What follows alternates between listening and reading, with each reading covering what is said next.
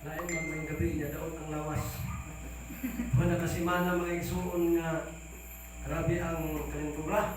Di lagi na po, ribal ang mga igsuon, ang awit. Mura lagi na kanino. Dito mi sa mungkay niya itong labing simana. Wala lagi kong magdahon nga may na kong birabigira nito sa kahoy sa nasangit dito sa mundurian kaya nang ipalipiyuhan. Amin nasangit, pwede na kong bira. Hindi ko na magkaya pagka-esposo. Pwede na kong bira, nasangit dito. At alam sa ika-us-us, alam ko ka gahi ang dapat sa tumoy. O itong igo na huslot ng tumoy, na huslot sa punuan, pirti kong liguna na naghawid ko lambas mong lughan nga, wag yung sagang yung taon. Pirti kong pagkabunan lang, murag ka na kang piti na dilambos yung ka, wag yung ka panagang. So kada tuloy na kong mamag na, nakayo agad kong sulod sa ako. Hindi na kayo buwa yung nagundang. Manang hindi na ako magpahilot na itong aging adlaw. Pero naapagyan sa kagitong hawa. Mana ko, makasimana naman hapit, kung mutulon muupat, kaya di ganahan mo hawa, kuyo ka mo.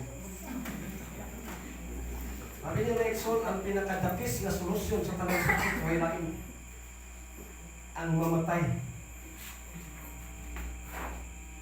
Kaya may ganahan na ito si Cantos na tayo kwarta, dagkong kwarta, atong iapas, hambalan ta, among silingan mga Exxon, kapila, gidala ang hospital, kapila, gioperahan, nahurot, nag-opera ang lawas. Ang resulta, dunggo yun mga Exxon, nakaroon, wala din siya mag-Cantos. Naunang panasig na po sa pamilya, Sir Juju, sakit man, pamalalungon mga Exxon, na mubiya na po, pero doon ay dako kayong advantage kay sa tuwar ng mga bulit pa. Ano? Ang 14:13 pinahayag, nagpahayag. Kung inyo yung nabasa nga versikulo, kumon kayo sa Biblia. Bulahan ang mga nangamatay karon. Ang una pa lang, bulahan na siya, wagin mo, bulahan ang mga buhi pa karon. Ang magkikitang buhi, pahit kita permi. Matutag ospital, matagawas mo ka, una-una ko na. Kung suna may panahon nga ang Ginoo nagbutang o sakit sa kong lawas na padong na sutlanan, di na ko kabrihan sa doktor at mong lawas. Ano man kong abri, makauli ko, pila na nakatuit. Uli, ka magyapong ta. Sagot sa ako, itong neto, nagsakit ko ng soon, na nag-suggest mo pang kumpanya, Brad, maamadyas dool ang manambalay na painuman kag lugos bitin. Tanawon ng mata, tanawon ang bitin, marag examen ba? Katanaw sa mata, iindig dito sa kubra ng ison, iindig kag 1.8 lang na yung itong pagin. Nakamapoy na ayo. Pero ang problema lang, ay dudog, kay naapoy namatay. Nagpasabot nga dili day 100% na kung matambalan ta sa atong sakit, ini kinabuhi sigurado na ta. Unay mo na po sila, kung mupasalig ng mga malambal, ngayon human akong inom o dugos bitin, di na ko mamatay, magdagan ko. Pareha na gusto ko, so na. Pagpanuroy na, mabaksin, ingko, usalan kabutang akong pangayoon ninyo. Mupasalig ba mo? Nga human o baksin ninyo na mo, dili nami mamatay mo, pirma ba mo? Di ba po sila kay, di ba ganyan kasiguro na mo, mamatay mo dili Oo nang istorya ha, huwag ihaboy kasiguruhan. Kung ato Exxon, yung pasiguro niya itong Esteban, siya na asa mo kay Mayo, kwartahan o di kwartahan. Siya kwartahan ka, Mayo. O wag po kay kwarta, Mayo. Parihara din oy, parihara. May kwartahan ka, tulison mo ka. Huwag kay kwarta, huwag pinanulis ninyo. Pero malagi na, o magsakit po ka, di po ka malang hospital, masayo po ka. Pag unag yung kapos, kaya tanawin mo ang senaryo sa naitabo sa dato o ni Lazaro. Nag-unag is Lazaro kay may kwarta. Pero din sa Lazaro namatay. Naman, kaya natalagad mas mo. Dito may atong aging simana lang. Bisag, muna mga igsuon, parting bagaan daw kay last night, dito sa Matanaw. Pamilya nga among yatuan dito na sa Mangga. kating tao, kaya last night, kunin may daghang tao, pero ang problema lang, kumang sa nagservisyo, na kami noon tayo mapuli, may puli man mga igsoon katong, abi na mo sa to promotion man guys sa Dream Life. Amo itong nabot ba diri mga igsoonan? Nakabantay mo anang Dream Life? 390 ng kape ni mong bayran.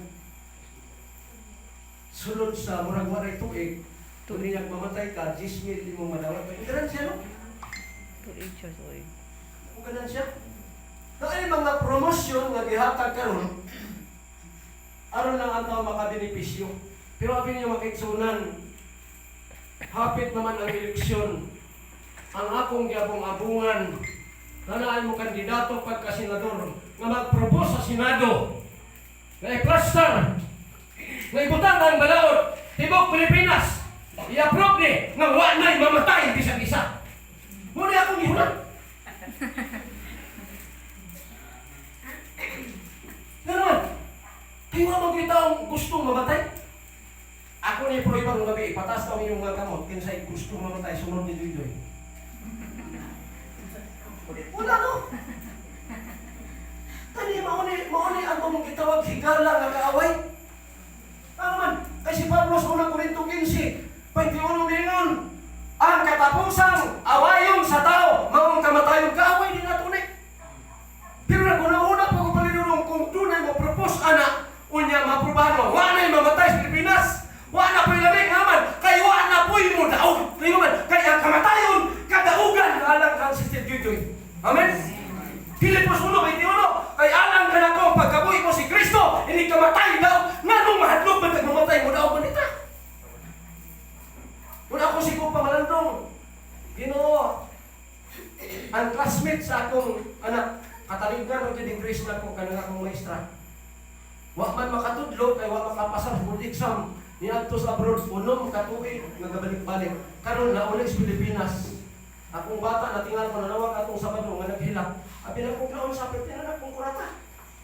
Kaya ako, sa Ginoo lang, ekson, mauni akong prinsipyo. Ginoo, napulong manikabok sila. Ako naghangyo nimo, kung naamay paksyon nimo sa akong mga anak, ako'y unahan. Ano ang kaya di malalim ko rin mabilin? Naibising ko si Ecclesiastes, maayo ang namatay kaya wala naging hebalo, pero kitang buhi, kitang mga buhi, nasayod ka mga matay. Kung sinisyon ta, kung na magbingot na ganitong ilong, matagbo-tag pangita o i-abre ginuan, lisod na ginawa. Kung nabay si Mana, akong lughan mo naghuot na yun, mamurag lisod na yun. Kapalitin ito sa pangitaw, kung sa'y mahimong na makaginhawa ng gilintaw na. Kaya buon na may taginhawa, huwag ilain nga kaso sa tao. Kaya bisag kung saan, kanang dayungan, di pa ko kahibadog na sana, o sa raging rason, nga nung namatay na, huwag na mo ginhawa. Tama? Kaya nung ko ba, doon nagsiniaw